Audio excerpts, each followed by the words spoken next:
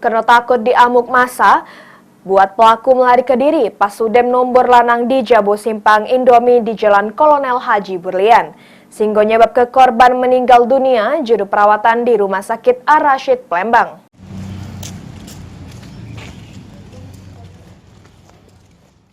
Terkait penangkapan Idra Fitri, pelaku tabrak lari di Jalan Kolonel Haji Burlian yang nyebab ke korban M. Riki Ramadhani, warga Sukatani, Kelurahan Sukarame, Kecamatan Sukarame, Palembang, meninggal dunia di Rumah Sakit Ar-Rasyid.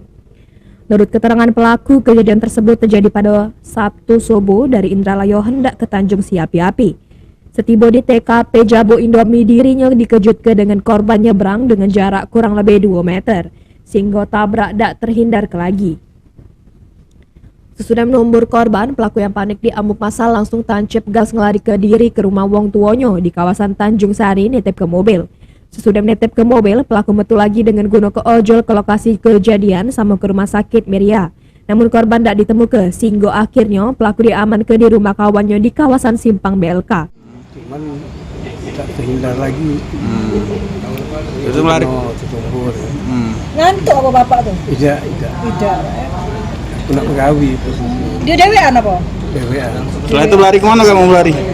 Sudah itu aku ngeri, mungkin aku tengok di belakang tuh ramai. Oh, dia kejar massa. Mobil. Aku jadi takut. Jadi aku pergi lagi. Dialah muter di Trapindo. Oh, kamu lari ke Trakindo? Trapindo muter sana ke tempat Wong Tuong. Terus? Iyalah di Tanjung Sari. Tanjung Sari. Mobil itu kan aku taruh di sana. Setelah itu aku udah ngomong itu kejadian itu. Jadi aku keluar lagi dari ojek. Iyalah ke tempat lokasi kejadian. Aku nyari informasi sana. Sudah itu aku ke Meria, ke Rumah Sakit Meria. Aku cari di GD situ. Nah, gue tak kata kasih kelantas itu.